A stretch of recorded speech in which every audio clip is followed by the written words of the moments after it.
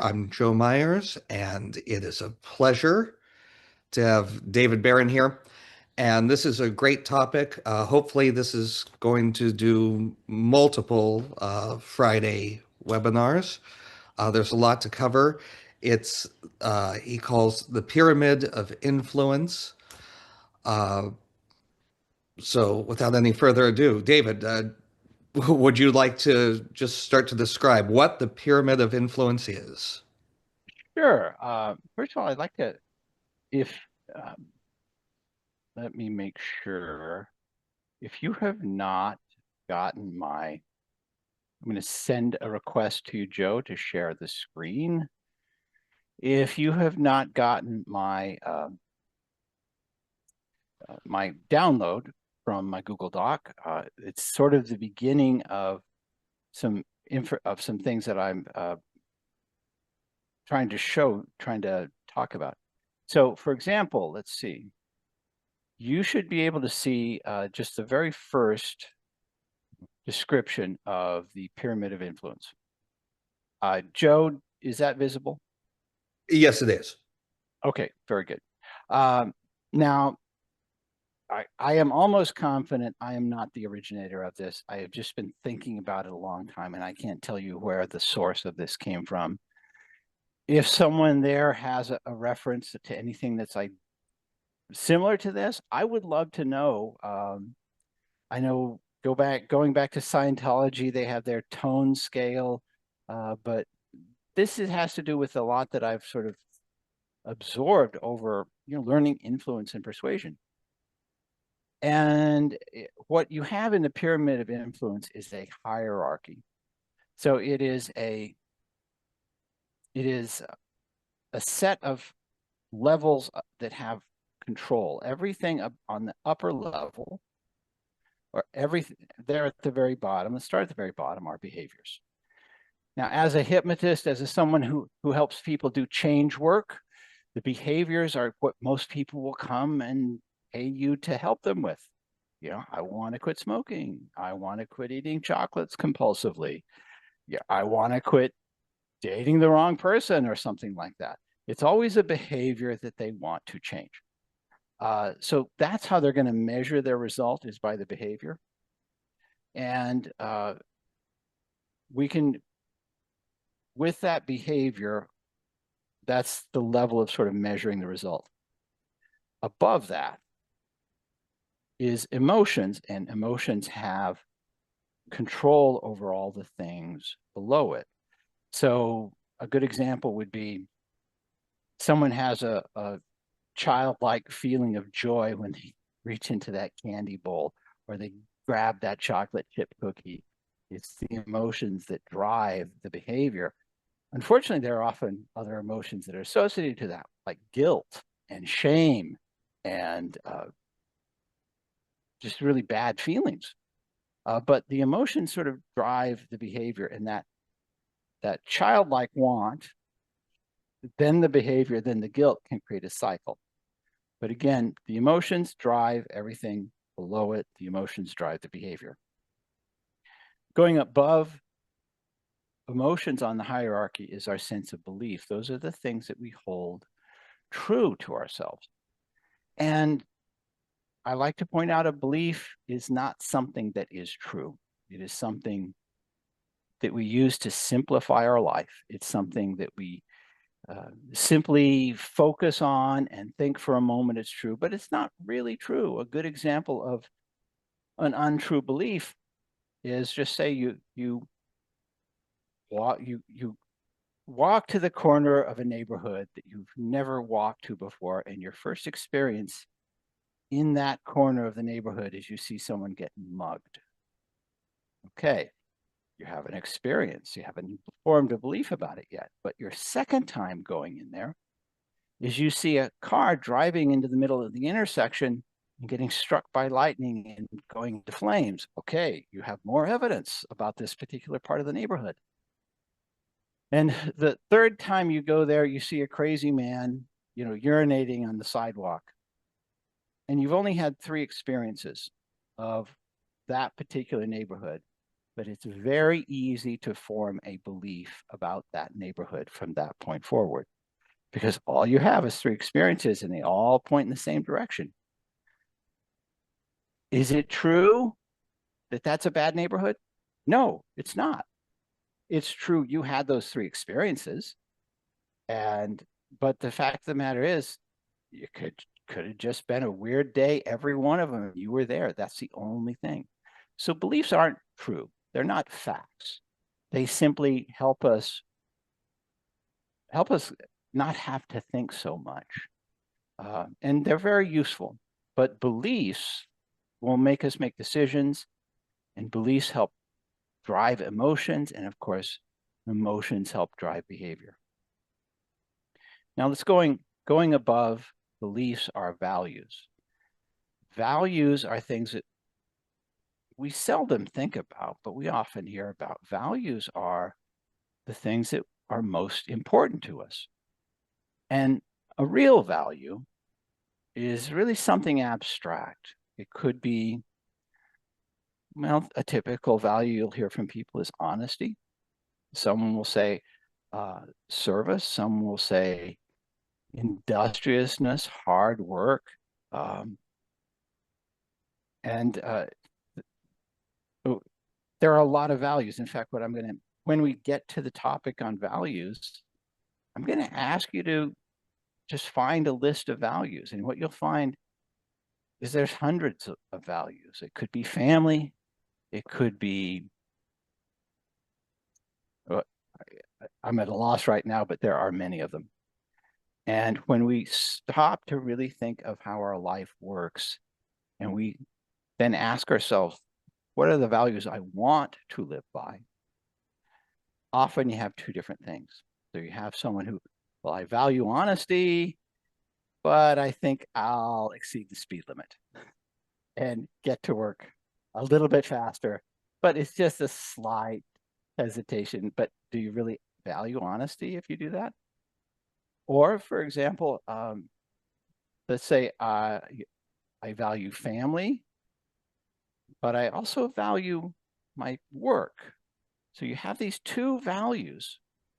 You have to decide which one is going to, in one situation, which one are you going to sacrifice for the other? When we get to the whole topic of values, it is a long, thought-filled practice in which you try constantly to determine how you're going to live your life, the values you want to live by, and the choices you make between those values. And so you end up building values in hierarchy. So again, it's a long process, but it's an incredibly important process. And the very last part of the pyramid is the very top, which is your sense of identity and how you see yourself.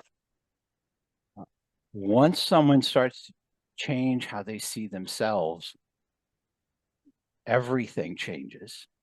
In fact, if you give a lot of thought to the type of person you want to be, there at the very top of the pyramid, and you get a really solid idea on the person that you want to be, you'll find that the values start to develop all on their own. And you think about the values, and below that, you're going to start developing beliefs. You're going to have emotions. And then below that, you're going to have behaviors that line up with everything on that pyramid. And it gets really good when you start to think of each one of these levels and work to optimize them. As a typical rule, when you change something at one level, say if you change the level of emotions, you're going to have your most dramatic result below at the level down in behaviors.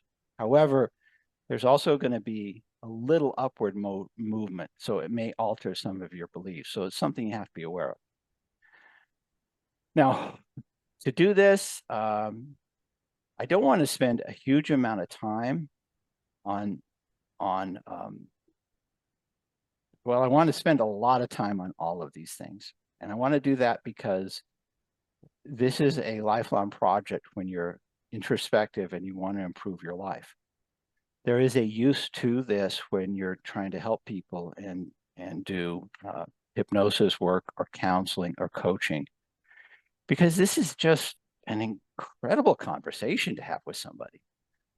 They come to you because they're having a problem and they're explaining the problem clearly enough. And then you point out the emotions that are driving it. What are the things they believe about the world that make the behaviors so real for them? What are the values they live by? And ultimately how they see themselves. And, for many people, this is something they haven't even pondered. It's like the first time they've ever thought of something like this. So it's a very important conversation. So I'm going to talk a little bit about, I'm going to stop my sharing now. And I'm going to give everyone an opportunity now to comment, raise their hand. Oh, by the way, how do you like my new aura? If this is a little annoying, I definitely want to know, but I thought it was just sort of cool. But does anyone want to raise their hand again? You go down to the react button and you just press the hand, and I will see. You can equally comment in the chat. Okay. Oh, yes. Graham, go ahead and unmute yourself. Let me see if I can. Can you unmute? Yeah, I've managed it. Yeah, I put a comment in the chat about how this is similar to the downward arrow of cognitive hierarchy that we use in CBT, where instead of it being an upward pyramid, it's an inverted pyramid with automatic thoughts at the top, then intermediate beliefs in the middle, and then core beliefs right down at the bottom. Okay, very good. That's a clear similarity. Yeah, I really appreciate you pointing that out. Again, I remember thinking about this and presenting it years and years ago, thinking I was the first one to do it, but I'm pretty certain I have. I'm not. Is there anything else you can add on that? It probably would work in a similar way to your influence pyramid, in that they start with an automatic thought like, I'm going to fail this test. And then the automatic thought, then you say, well, why is that? It says, well, I've always failed tests. And that would be their intermediate thought, drilling into it deeper till you get down to the core belief, which you could say is similar to the identity of, I'm not somebody who's very good at doing academic things and things like that. Perfect. No, that's a great analogy. That works incredibly well. So I appreciate you pointing that out here. Thank you, David. All right. And someone else. We got a couple of hands pointing up. Dwayne, go and unmute yourself. Yes. What's up? The pyramid seems to be very focused on the individual. It seems to imply that the subconscious or the unconscious is involved somewhere, but not on the pyramid, and significantly larger. Yes, that's a very good observation. The subconscious is most certainly involved. Emotions, I always point out, emotions are a subconscious process simply because they just well up. You cannot perfectly control emotions. And if you've ever done a hypnosis session, for some reason someone starts slobbering and crying and then snot's coming out of their nose, they didn't even know it was going to happen.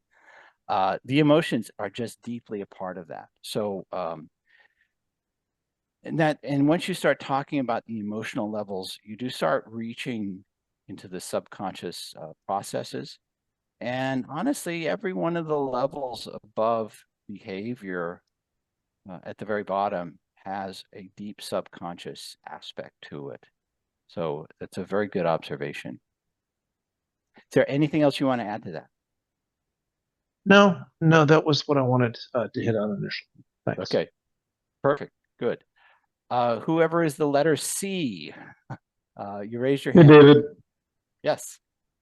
So I was going to say this looks a lot like the Dilts logical levels. Okay.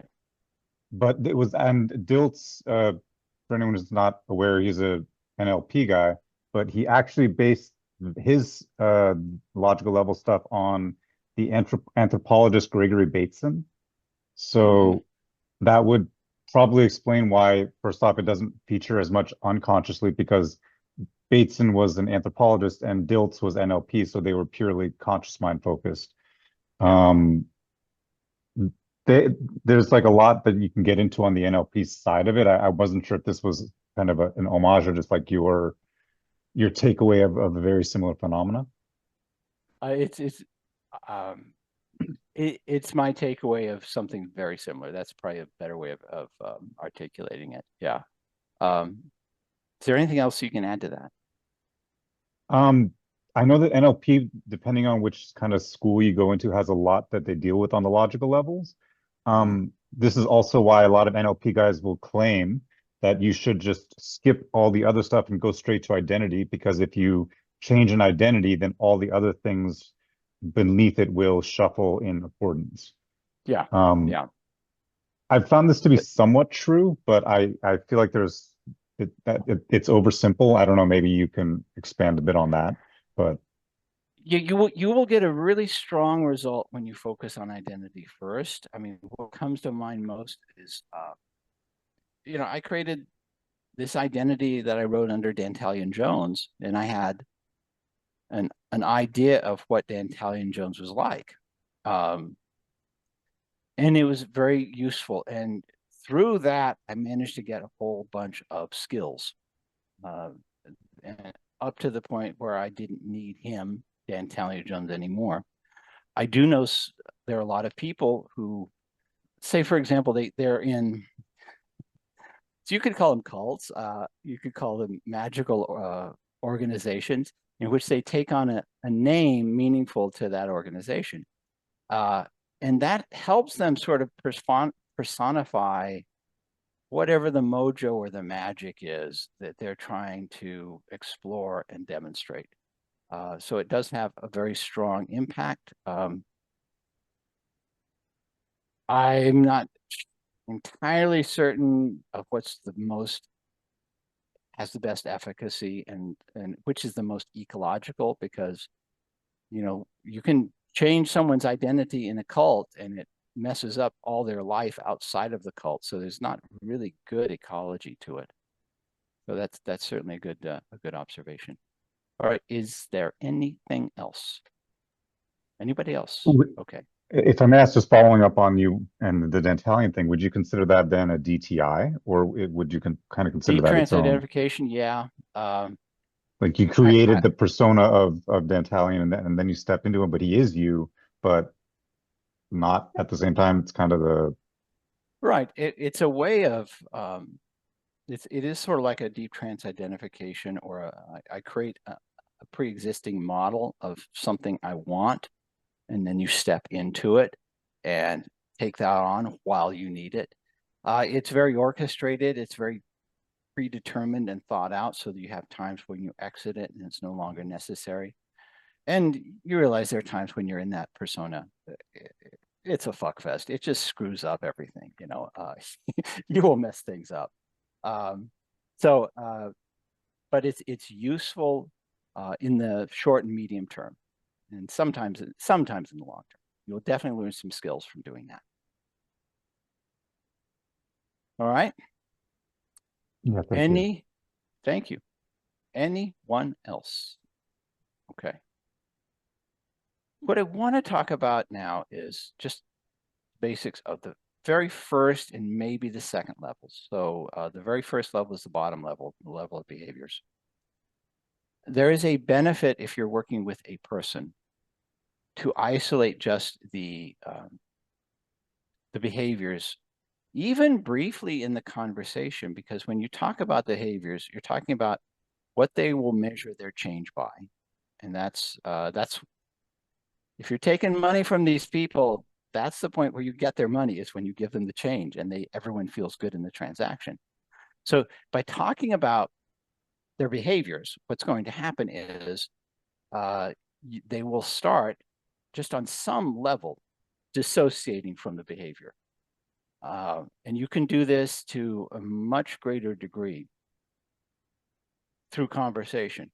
a good example of dissociating away from a behavior is in some cognitive therapies where they deal with anorexia, they tell the anorexic patient to give a name to this disease, personify it, call it a person's name so we can talk about it with some objectivity and not as you being the problem.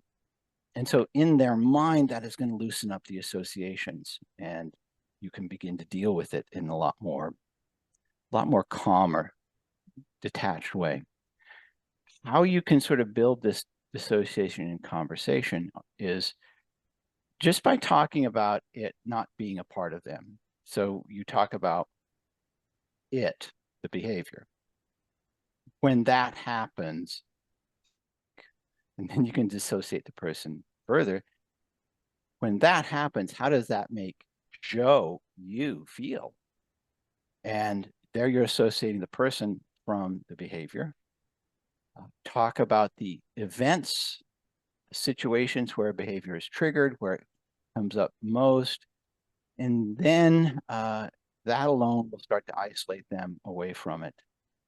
A couple of things that I remind a client that I'm working with is that behavior is not an indication that they're broken. It's an indication there's something in their mind that's doing a job for them and it thinks it's the right job.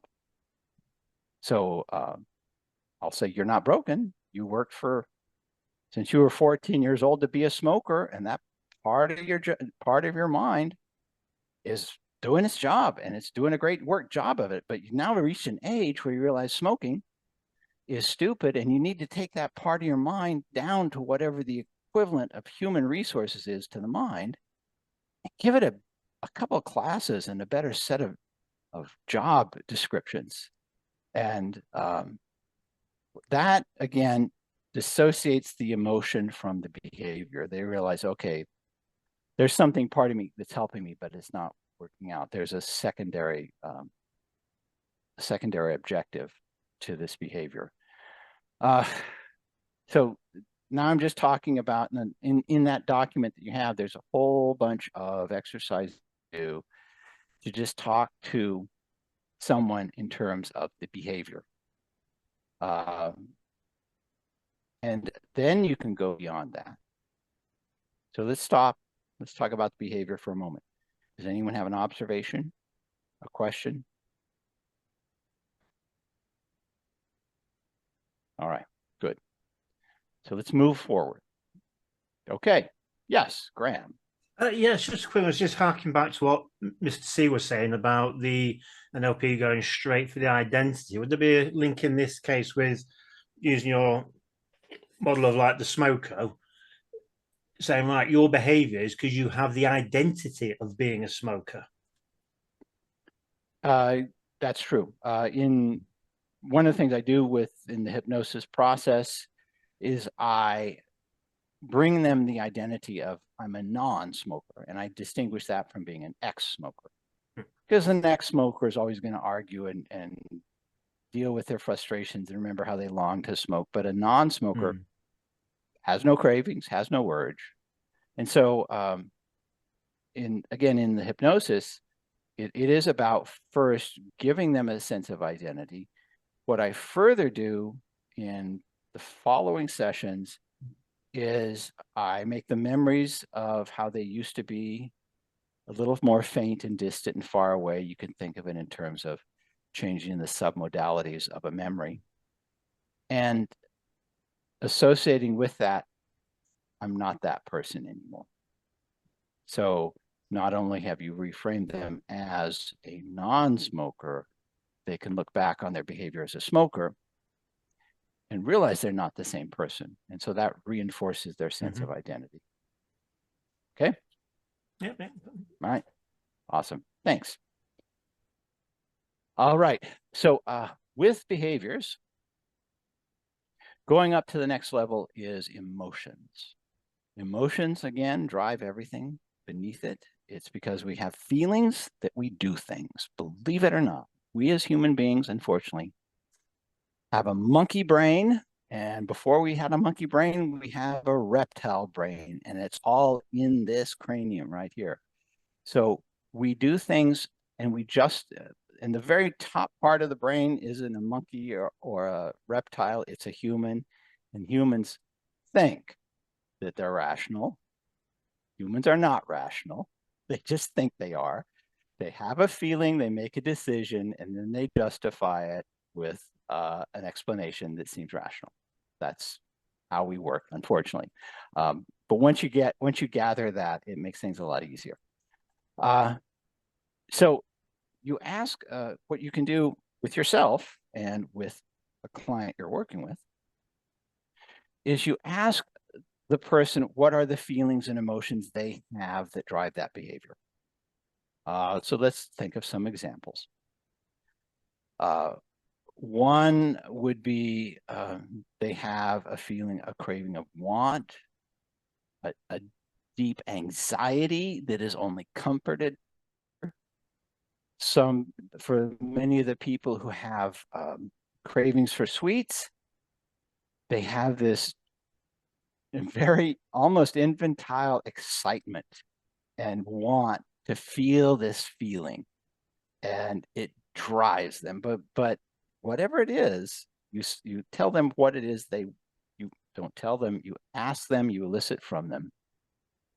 What are the feelings that are associated with it? Now, keep in mind, there are other feelings as well, including guilt and shame, things that they don't like as a result of the behaviors.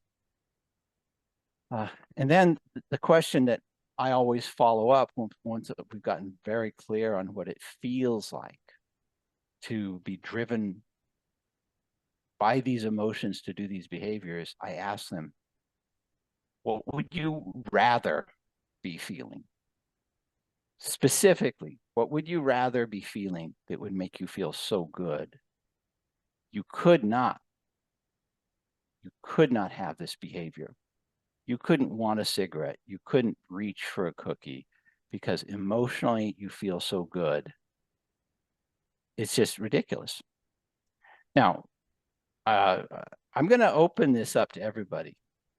Ask yourself this question. What do you think those feelings would be? And at least type them in the comments or unmute and give us your thoughts.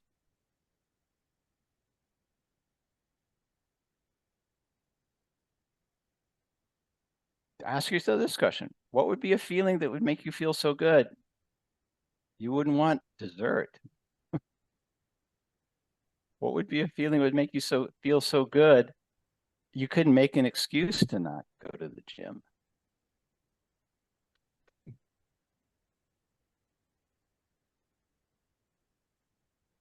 Well, David, this kind of reminds me of our conversation earlier. For me, when my body feels good, if I'm eating healthy, that's pretty much as good as it gets.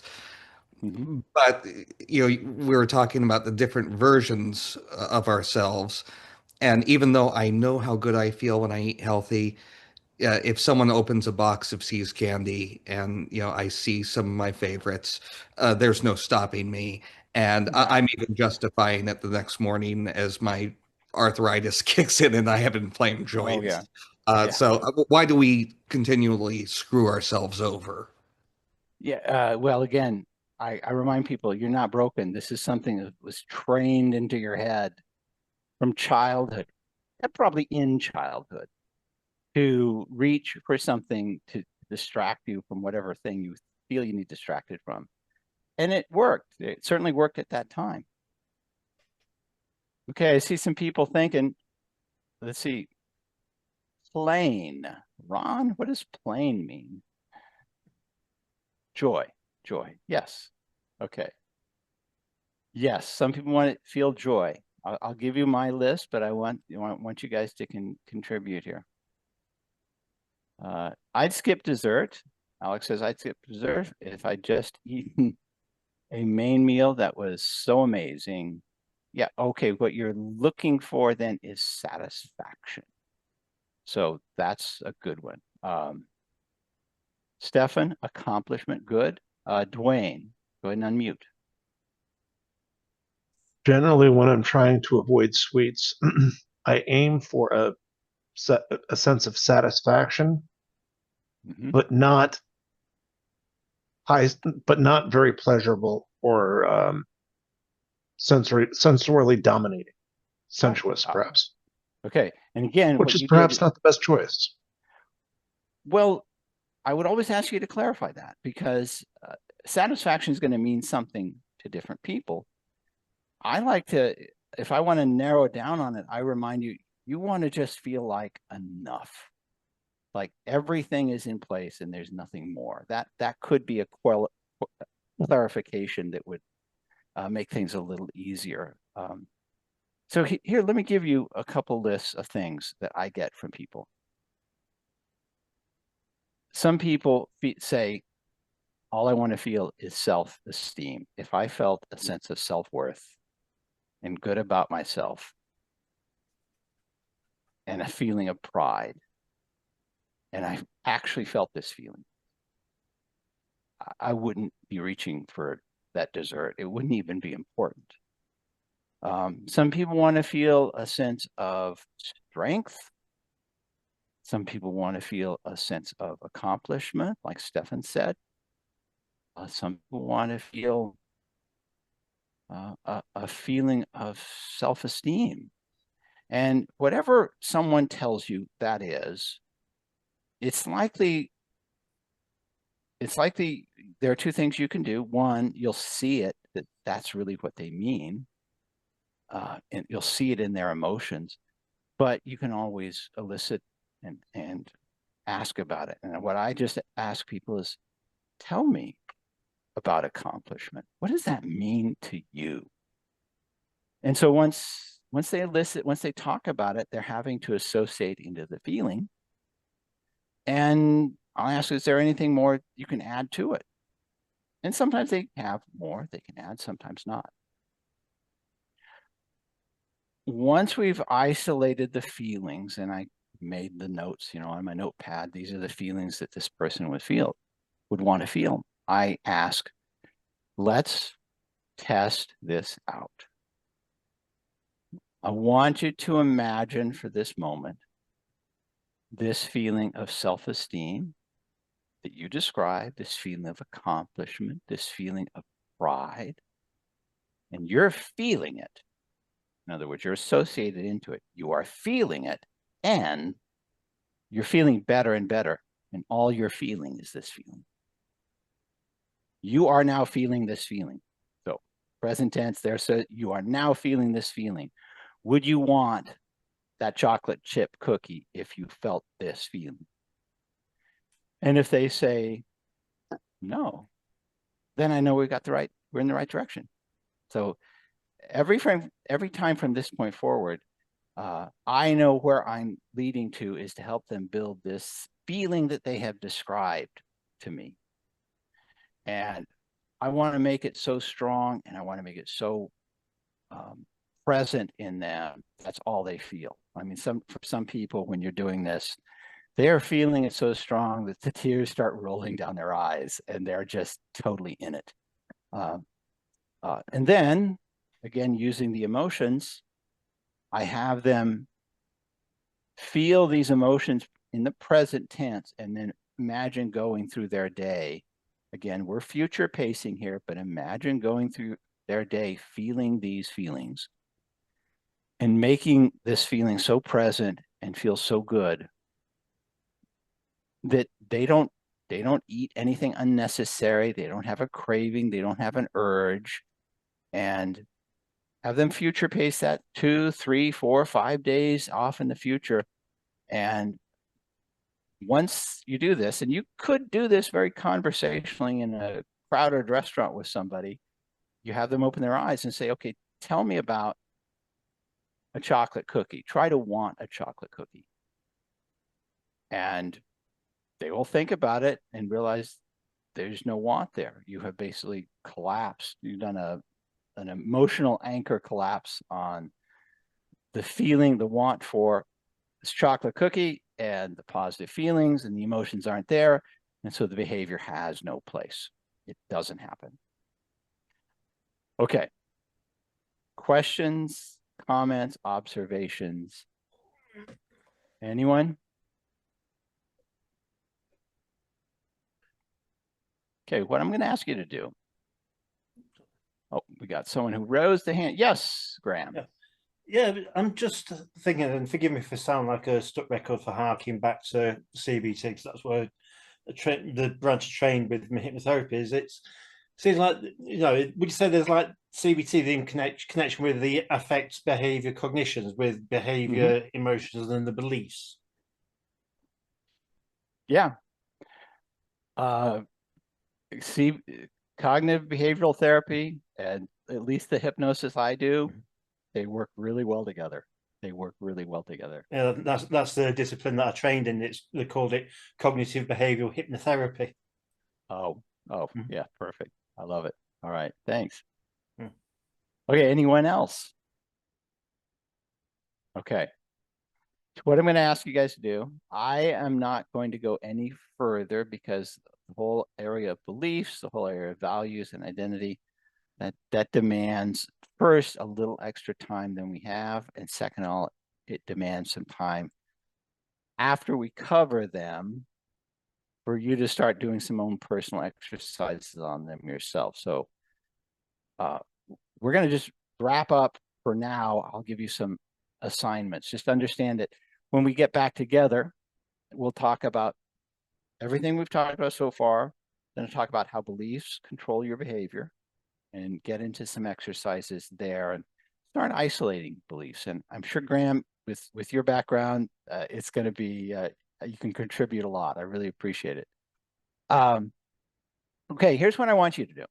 If you are seeing people and helping them, start, if you're doing hypnosis with them, what I'd like you to do is ask them to really isolate the behaviors and then ask specifically what is the state of mind, the thoughts, the feelings, and the emotions they have